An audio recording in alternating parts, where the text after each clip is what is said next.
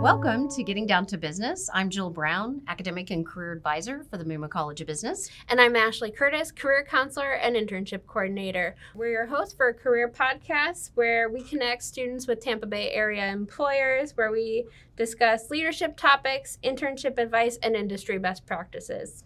And today we have with us Justin Henderson with Enterprise, and he is here to discuss building your personal brand. I'll let you take it away. Absolutely. Thank you guys for allowing me to be here. My name is Justin Henderson. I'm the Group Talent Acquisition Manager for Enterprise Holdings in the Tampa St. Pete market, which is Enterprise Rent-A-Car as well as a few other business lines. I've been with the company 12 years, originally from Henderson, North Carolina. But again, thank you guys for having me. Excited. Thanks so much for being here. So, Justin, do you have a favorite quote or a mantra that inspires you? Yeah, my father actually told me a long time ago, he gave me this little silver block and he told me to live by it. And it was, what would you attempt to do if you knew you could not fail? And that's something that I try to live by every day to, aspire to do whatever I can and reach for the stars, so to speak. So what would you attempt to do? I know. I was like, that is heavy. To me, that's weighty. Sorry. It's a lot. I mean, I think, everybody has certain limitations that we self-impose on ourselves. And so, try to think outside the box, try to, again, reach for that stars piece. It's about maximizing whatever we can do to do more than even we could expect. I always say if somebody was running a race against me, right, I'm going to run faster than if I was running by myself. And it's the same concept of knowing that there's increased capacity for you to do whatever you can, at times more than you thought you ever could have, in your wildest dreams. We also do a little word association game with our guests. And so whatever comes to mind, we just want to know what the word kind of means to you in the career sense. So leadership. Everything.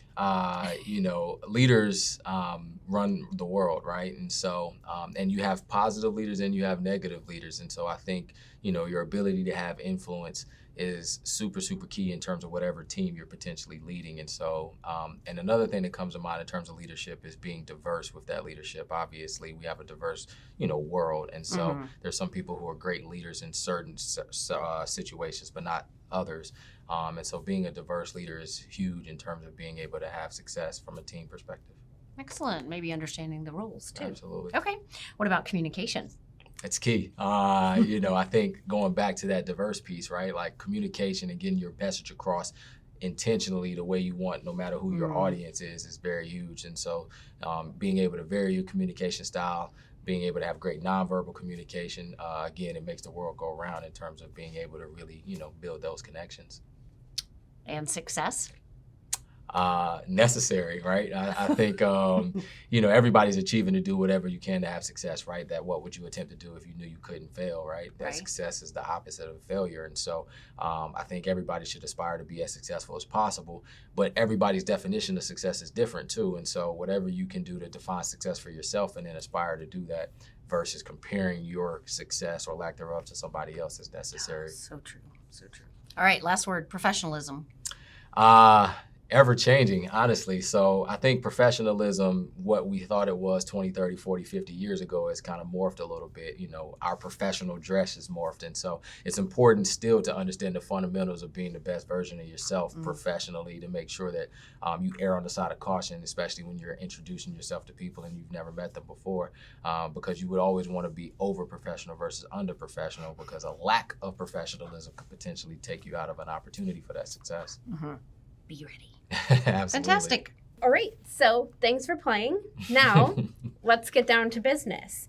Talk to us a little bit about what guiding principles have helped you grow to succeed at Enterprise. Yeah, it's a great question. I call it the 5 C's, which is confidence, communication, competitiveness, character, and commitment. Love that. Tell us a little bit more. So with confidence, I think it's the number one principle to have in the world, honestly, whether it's in business or personal life, because the only way you're going to be able to be the best version of yourself is if you're able to have that unwavering confidence and know that whatever room you're in, you belong in.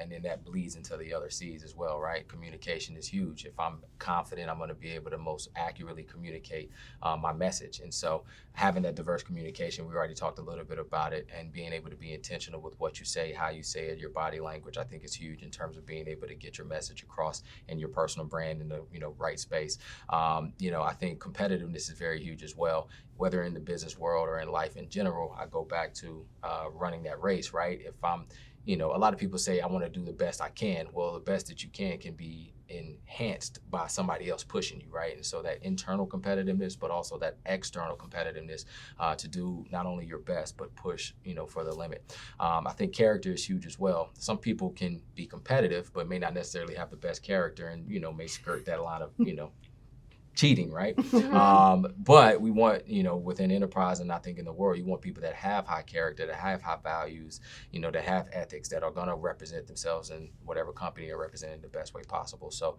being that friendly competitor, but also having high character and high values. And then the commitment piece is huge as well. And that's twofold. Short term in terms of your attitude, your work ethic, being prompt, being punctual, being a team player, but then also long term. And, within enterprise, we have a long-term career opportunity. And so I talk to people about not only being committed right now, but being committed in terms of seeing a long-term, process through. If you have aspirations to grow and be successful, you need commitment in order to see it all the way through. I love that. How did you come up with these 5? Like, we were talking a little bit ahead of time, but we had courage. We had some random other C's out there. And it's like, what kind of led you to develop your own? Honestly, I don't even have a special story behind it. It's just kind of over time. Okay. I think through my own trial and error, I interview people for a living at this point, and I get a lot of times, what are some qualities that you see people have success within enterprise, or, what are some characteristics that you think, lead to, success? And so I just kind of thought about them over time. And, I think the 5 C's kind of has a little bit of a ring to it. And so I always knew that confidence or the lack thereof to me was the make or break for me at times, right? And then over time, the communication, the competitiveness, the character, the commitment, I think just were organically things that I thought of. So they don't have a really special story behind it, but it seems to have stuck with a lot of people because I think they all 5 are independently obvious, but then your ability to kind of mold all 5 together is what really separates, the good from the great. Well, and confidence is something I feel like we see students, they come in and they're like, okay, yeah, I can do anything. They have this zest and passion, and then all of a sudden, as you near graduation, I'm like, oh my gosh, am I going to find a job? I can't find an internship. What do I do? So somehow, sometimes the confidence takes a few knocks. Absolutely. And how do you help students? Like, what would you say to help build that confidence? Everybody, whether college educated or not, should have confidence. But obviously, if you're about to graduate, right, you've done something that's special already in terms of receiving your degree. Not everybody has been able to accomplish that. And so sometimes you got to kind of stop and smell the roses, right, and understand the fact that you are progressing. I think the other thing is that everybody has their own unique qualities. And so you want to do a self-assessment and figure out what you're able to bring to the table that might be unique, that could separate yourself from somebody who maybe has a better GPA or, a more, prestigious school that they graduated for, or whatever the case may be, because nobody knows you better than you. And so I tell people all the time in the interview process, we're just sharing your story. And so if you know yourself better than anybody, you should be confident in yourself and live with the results, right? You may not necessarily get the job. You may not necessarily get whatever achievement that somebody else might get right now, but that unwavering confidence is inevitably going to help you maximize whatever your skill set is. All right. So thinking about their strengths and what's going to make them different. Yeah. All right. Absolutely. I like the character piece too. Yeah. Because a lot of times, I don't know, the academics, everybody's focused on making good grades, of course, right? Doing the work, putting it in, putting the effort there, but sometimes forgetting about the others. And we had a student organization on campus, like what else? And so I'm thinking enterprise, as you already said, or just anywhere in the world of work, looking for the full picture, right? Absolutely. It's not just what you did in school, but what else are you going to bring to this team, Absolutely. right? Absolutely. And so that's where character comes into play, the competitiveness. And what would you say, how has that helped, not just at enterprise, but even before, as you were developing from out of college into, what am I going to do? Absolutely. Well, I played sports growing up, and I played football in college, and so I'm naturally competitive. Yes. So, okay. Now that makes sense. But, what'd you say? Couldn't tell. Oh, no. But, I think competitiveness is huge. And again, it's something that I, at times, had to, not let overflow, going from the field to the business world in terms of being overly competitive. But again, I think it's something that's driven me to have the, success that I've had. And I'm thankful for that, and it continue to drive me to push forward to be even that much more successful. So that confidence is huge, and the competitiveness is huge, but then also the character, to your point. Within Enterprise, one of our founding values is personal honesty and integrity are the foundation to our success. And so that leads to that character piece. I was a captain growing up in high school in 3 sports, and in football, I wasn't the best in college, but obviously I was able to see it at a very high level. And the people that had the most success at times were talented, but also at times were more dedicated and, were willing to work harder and were willing to be great leaders. And that goes back to that character being a huge part of it too. Because if you have low character, inevitably you potentially are not going to be a great leader, and that's going to derail you even if you are skilled. So character is super important as well. Yeah. And I see the discipline, which was the commitment, Absolutely. right? And I liked your phrasing of not just to this job and right now, but your commitment to be successful moving forward, right? Absolutely. I am curious. So I heard you as you were talking about, telling the story piece. And a lot of the times we talk about with students, your elevator pitch as you're building your brand. So how would you tell students to, what are the pieces as they think about telling their story? Yeah, I think it's super important, again, to, be confident, but also understand that your story in and of itself is unique. Again, everybody is different, right? And so don't overthink it, So in an elevator speech, it's going to be, 15, 30 seconds, right? The time it takes to go up and down an elevator. And so you're going to give your name, you're going to give your major, where you went to school, where you're from, and maybe one call to action to get that other person to engage, right? And so I'm Justin Henderson from Henderson, North Carolina, exercise and sports science major from UNC Chapel Hill. I have a management trainee program. I'd love to hear about the skills that you have that, think that you may be successful in business and customer service and sales. And so at that point, the other person is going to start to engage based on that one call to action I had. And so as a student, the same thing, right? Whatever your specifics are, and then asking an employer a question that would get the employer to start talking. We like to talk about ourselves. People like to talk about themselves. And so when you lead with that, and then you dangle that carrot of that question on there, at that point, the person's going to take over the conversation anyway, and then it becomes so easy.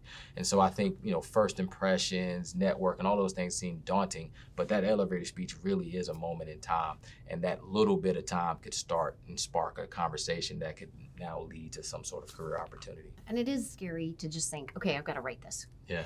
But if you put yourself in a scenario and maybe think outside and try not to just follow a total script, but rather think about your question, do a little research on the company. Absolutely. Solve a problem for them or figure out how you might solve a problem for them. Absolutely. And then a little bit about who you are. If you have any other additional tips to kind of help students feel comfortable, in sharing their own story. So much of the time, students will say, okay, I don't have so much work experience or whatever the case may be. And again, I go back to stuff like service industry experience, volunteerism, sports experience, clubs on campus, everybody has experience. Your experience is only as relevant as your ability to communicate it, right? Yes. And so, yes, thank you. And so that's super huge. And so again, that goes back to that. It doesn't matter whether or not somebody has 5, 10, 15 years of work experience. It's really more so how you're able to communicate yourself. And that's why I go back to the not overcomplicating it. Because to me, what makes people stand out is the confidence and the communication piece, which is abstract, right? It's not like this person has these skills. It's your ability to be the best version of yourself in that moment.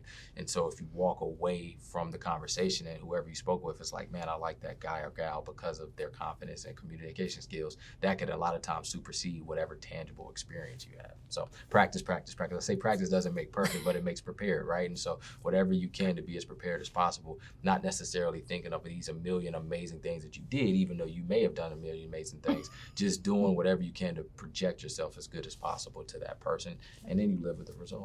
Thank you so much for saying that, because I think that's so relatable. I meet with so many students where they have one serving job and they come into my office and they're like, I don't know how to, I'm applying for a marketing job or an accounting job, and I don't know how this translates. A lot of the work that you want to do is customer service related. So it's really easy to talk about when you're waiting tables, you're working with clients, you're working with customers. Like, how do you take that waiting experience and serving a table to how you're going to be treating your customers, and again, building that brand, right? Definitely. So, yes, exactly. Thank you so much. No problem. So, yeah. And you've mentioned interviewing others for jobs and time. So maybe tell our listeners what types of opportunities in the sense of internships might be available at Enterprise. Absolutely. So specifically in the Tampa St. Pete market, we have almost a year-round internship. And so we do 3 different sessions. And so we have a summer session that started a couple of weeks ago in May. We have a fall session that starts in September. And then we have a spring session that starts in January. And so we have a very rich pipeline of talent, obviously, here. And so we want to do whatever we can to engage with that talent for as long as possible.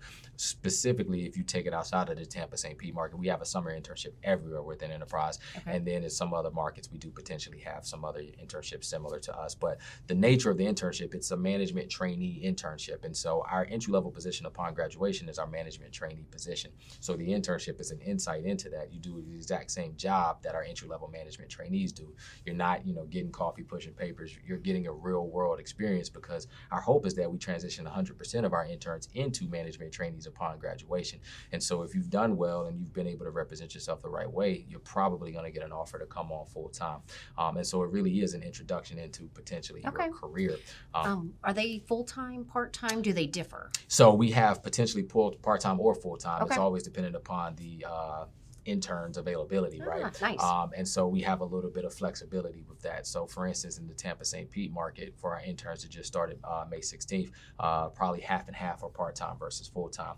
And then we do have the opportunity potentially to even have them continue to work even past that 3 months. And so somebody might be full-time in the summer, but then they go back to school and they go to work part-time. We do have flexibility with that, because again, it is an actual real life pipeline for our management trainee program. We only promote from within. So it's a potential start of a career that is going to lead to a lot of development. That's good to know. Promote from within. Absolutely. Now, students ask about working around their schedules. Mm-hmm. So, definitely. Or the possibility they have the server position and they still want to keep that because they're making good money on the weekends, right? But they also need to dip their foot into this professional world for the business environment. So, definitely. Okay. Yep. You've started kind of dipping your toes into this a little bit, but can you tell us about what a long-term career would look like with Enterprise? What are some of the opportunities, salary, and just different career opportunities? Yeah, absolutely. So because we only promote from within, and because we're so large, there are so many different opportunities, right? And so we actually hire more recent college graduates than anybody, and it's because of so much of a scope of our business, and because we require a bachelor's degree to be a management trainee. And, so much of that pipeline can potentially go into multiple different directions. So I kind of look at it like a tree, right? You go up the, trunk of our management trainee program, assistant manager, branch manager. Branch manager is the main position to where, pun intended, starts to branch out a little bit to other different departments. And so everybody knows Enterprise rental car, right? But we have Enterprise fleet management, and we have truck rental, and we have car sales, we have human resources, talent acquisition, vehicle repair. We have over a dozen different business lines. We also own National and Alamo Rent-A-Car. And so the feeder system for management into all of those different business lines all the way up to the top is our management trainee program. The CEO of our company started as a management trainee.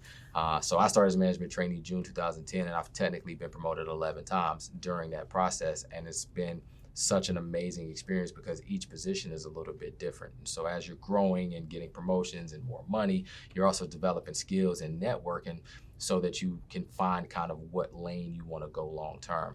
I like to say it's a seat on the bus for everybody because there's multiple buses, right? So everybody doesn't have to get into one specific lane. There is a diversity of that. From a salary perspective, and it varies a little bit cost of living wise, but entry level is around $50K or so as a management trainee, and then assistant managers are going to be in 60s, 70s, branch managers 70s, 80s to potentially 6 figures, area managers 6 figures and above. And then again, there's so many different lanes and different departments that continue to grow up that chain. I got promoted to area manager in 5 years. I've been promoted 3 times since then, and so it's entirely possible for people to supplement their income in a relative small amount of time. I don't know if everybody thinks about this, but I think one of the things that I really like about kind of moving up through each of the positions, at the very beginning of this episode, you talk about leadership, and I think if really strong leaders have a good grasp on the people that they're working with and have a really good understanding of the roles that they have. To have that level of empathy, to know what it is that is needed of them so that you can support them. Absolutely. Well, and then the promote from within mentality makes that, I don't want to say easy, but easier in terms of anybody that's at any position from a entry level position all the way up to relatively high levels of management. They're able to relate to people up and below them because we all kind of follow a similar track, right? And so that empathy is, You've been there, you've done it. natural, right? Yeah, exactly. So, if there's a management trainee going through whatever they're going through, even though I'm not in the operations anymore, like I remember being a management trainee. And, because we do promote based off of merit, it is potential for you to grow fast, which means that several layers of management may still be similar to you, in regards to that wasn't that long ago when they were in that entry level position. And so it it breeds that familiarity and that understanding and empathy and the ability to kind of relate to each other. Yeah. I was going to say the sky's the limit, it sounds like it. Absolutely. Enterprise. Definitely. Yeah. Definitely. All right. Yeah. Well, Justin, we could talk to you all day. We'll have to have you back. Before we wrap up, we have 2 questions that we just want to close out with. If you could go back in time, give yourself a piece of advice, what would you say to yourself? That's a great question. I would say understand the value of networking sooner. I reluctantly learned the value of networking, and then now my whole job is networking, right? But even definitely when I was in college, and even my first couple of years out of college, my first year or two within enterprise, I kind of had the misconception that it's only performance, right? I call it the 3 P's, which is performance plus perception equals promotion. And so you have to perform, but you also have to have that perception, which is your network and your teamwork, your leadership, all of those types of things that we've talked about, right? And blending those two is going to help make you the most desirable candidate for whatever the job internally or externally. And so that networking piece I missed. That would be the biggest thing that I would tell myself back in the day would be get yourself out there, because again, it's not who you know, it's who knows you. I thought a lot more people knew me than did, not enterprise specific, but in general, because it's important to get your name out there. It's a big world and there's a lot of talented individuals. What are you going to do to make sure that they see your talent? Yeah, nice. And then the last is the easy question. How may students connect with you? LinkedIn, it's very easy to see, but it's Justin Henderson ERAC. If you just search Justin Henderson, it'll pull up. You can connect with me via my email, which is just justin.f@ehi.com. On Handshake as well. Anything that you do in the Tampa St. Pete market with Enterprise and Handshake goes directly to me. But you can call me, text me, email me. Yay. I'm always readily available, and I'm always on campus, so you can see me on campus. But I look forward to seeing as many people as possible. We're actively hiring for all of our positions, and so we definitely would love to chat further. Awesome. Thanks, Justin. And thanks so much, everyone. Shout out to our partners at Innovative Ed, especially Destiny Little. Be sure to follow us and subscribe to our podcast, Getting Down to Business, on our social media channels at USF-MUMA. That concludes another episode of Getting Down to Business, brought to you by the Kate Tiedemann School of Business and Finance in the MUMA College of Business. Tune in every month for more career tips and expert industry advice.